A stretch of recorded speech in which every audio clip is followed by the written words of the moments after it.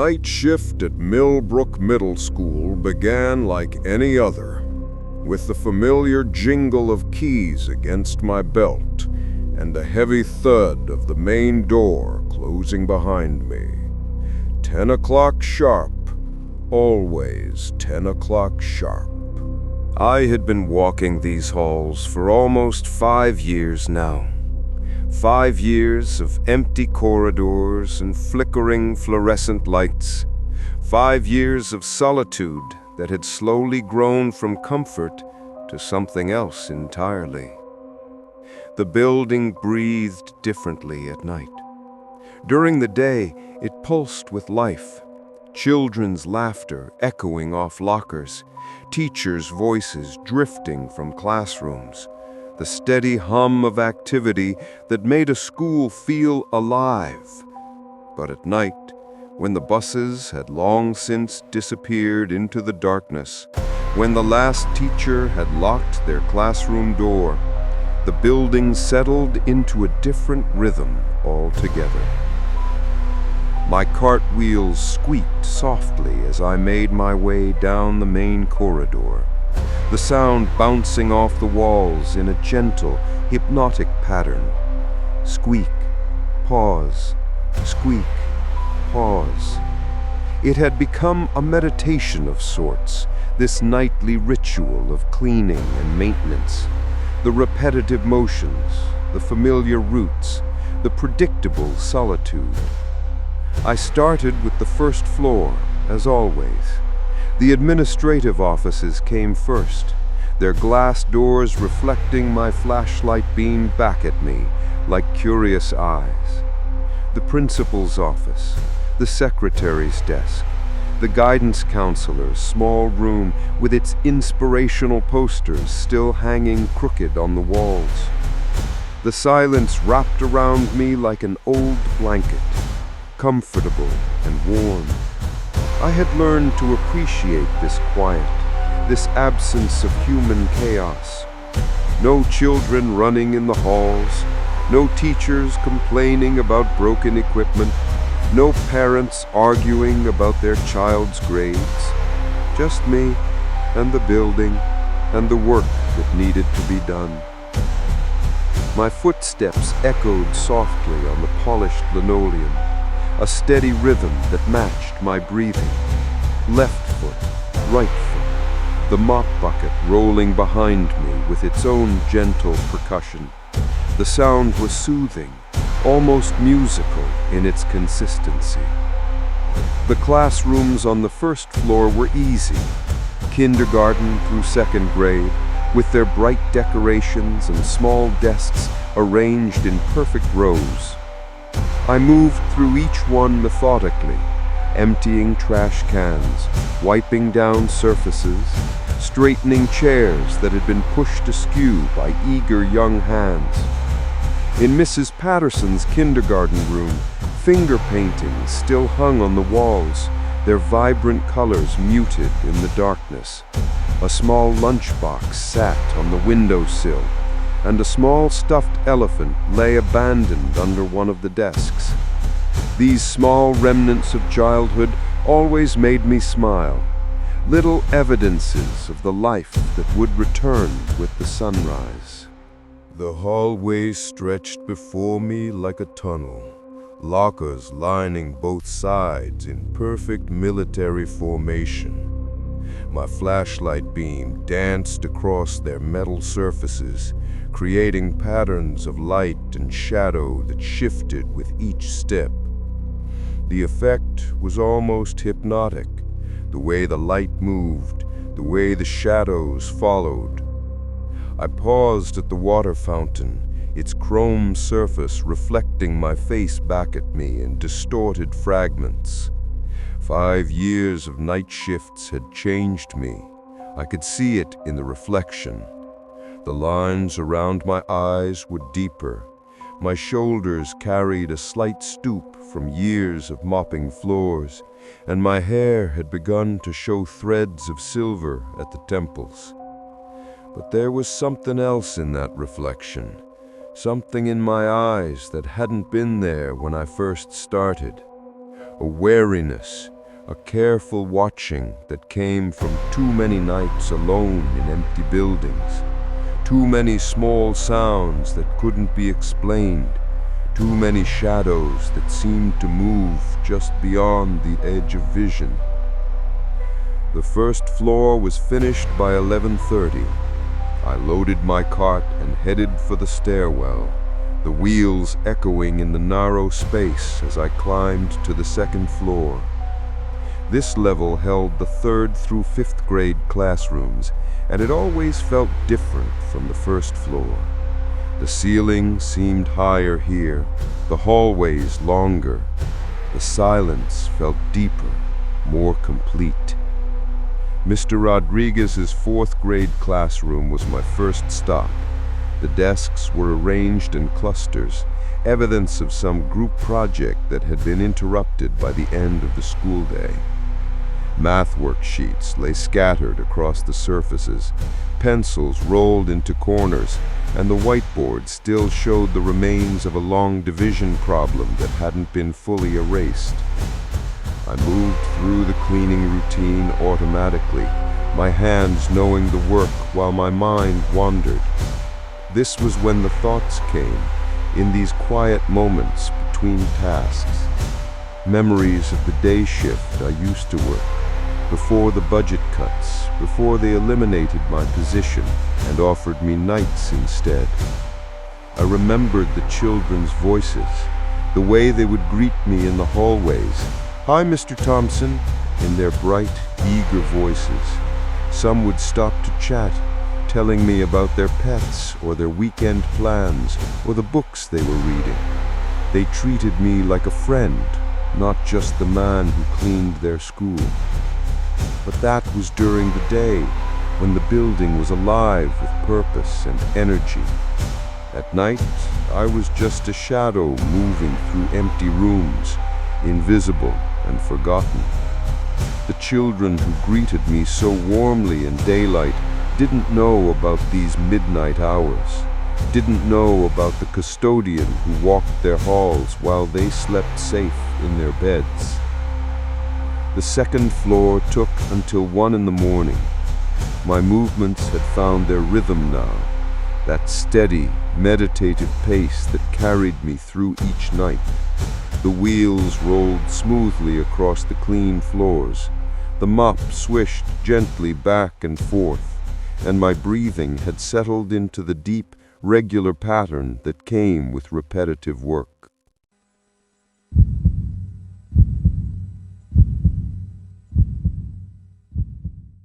The 3rd floor was where things always felt different. I couldn't explain it, not in any way that made sense to other people. But there was something about that level of the building that seemed to exist in its own space and time.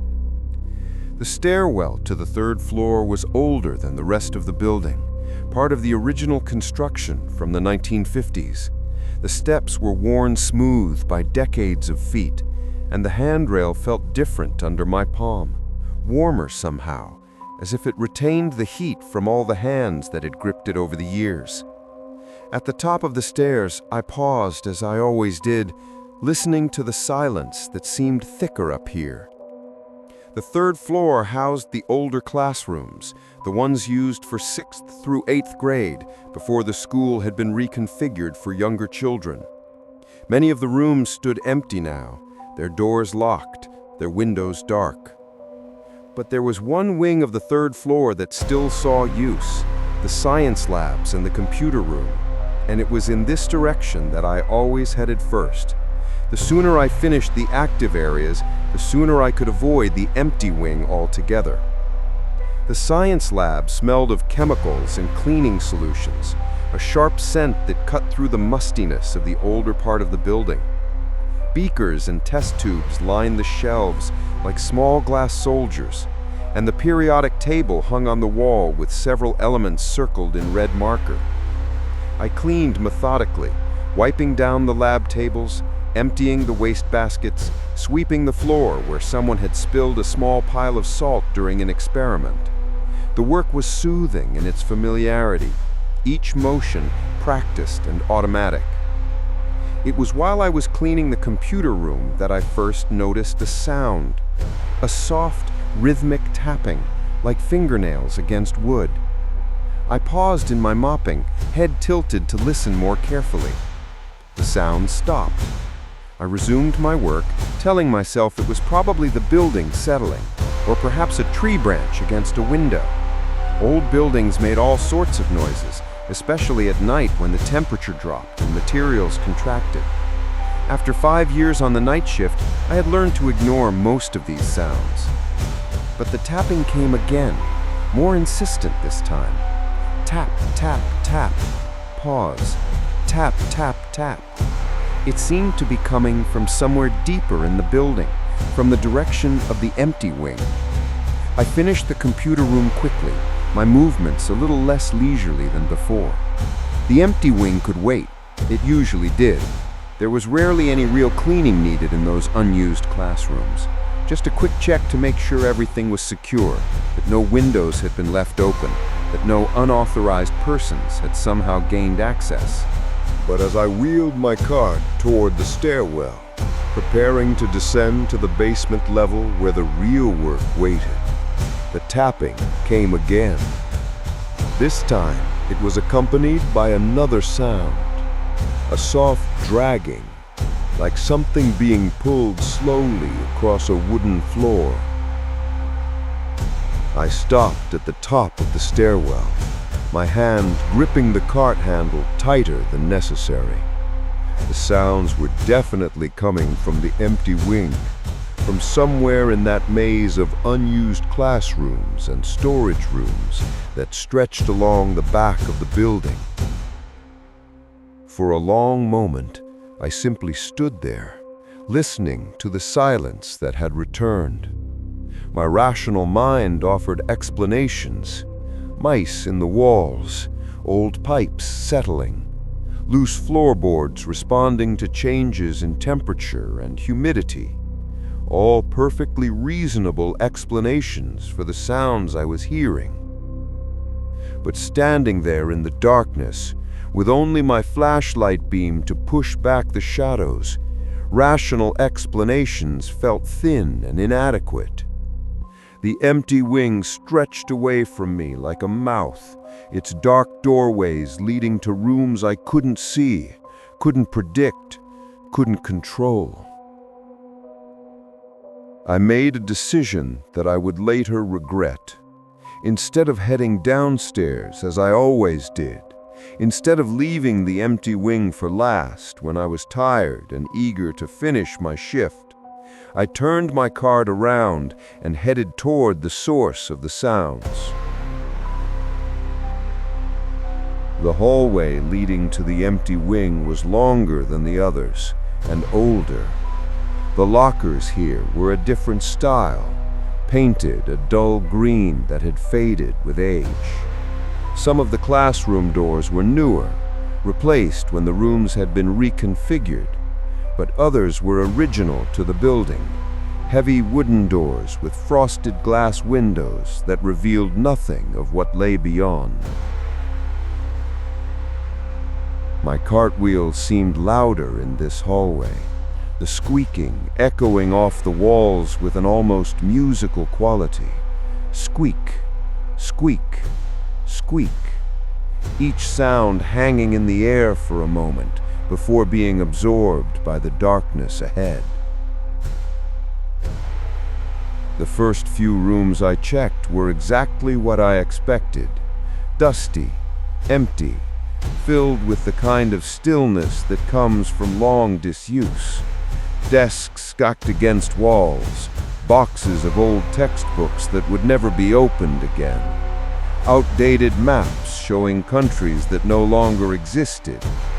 The detritus of education, accumulated over decades and then forgotten. But it was the fourth room, the one at the very end of the hall, that was different. The door was slightly ajar, just a crack, but enough to let a thin line of my flashlight beam slip inside. I pushed the door open slowly, the hinges creaking in protest, and stepped into a room that felt wrong from the moment I crossed the threshold. It was arranged like a classroom, with desks in neat rows facing a blackboard at the front. But the desks were old, much older than anything in the building. Wooden desks with inkwells and carved surfaces that spoke of decades of use. And they weren't empty. Books lay open on several of the desks. Textbooks from the 1960s based on their design and typography. Math books, science books, English literature anthologies with pages yellowed by age. And the books weren't just lying there. They were positioned as if students had just stepped away, open to specific pages, pencils lying in the creases where hands had recently been writing. I moved deeper into the room, my flashlight beam revealing more details that didn't make sense. A blackboard at the front still showed the remains of a lesson, mathematical equations that had been partially erased but not completely, leaving ghostly traces of numbers and variables that seemed to shift in the moving light. And then I saw them. The papers scattered across the teacher's desk at the front of the room. Not old papers, not yellowed by age like everything else, but fresh papers. Worksheets that looked like they had been printed recently, with today's date at the top and names written in careful cursive handwriting. Names I didn't recognize. Names that belonged to no current students at Millbrook Middle School. Sarah Hendricks, Michael Foster, Jennifer Walsh, David Chen. I picked up one of the papers, a math worksheet filled out in blue ink, the handwriting neat and careful. The problems had all been solved correctly, the work shown in the margins with precise, methodical steps. At the top of the page, in that same careful handwriting, was the date, October 15th, today's date.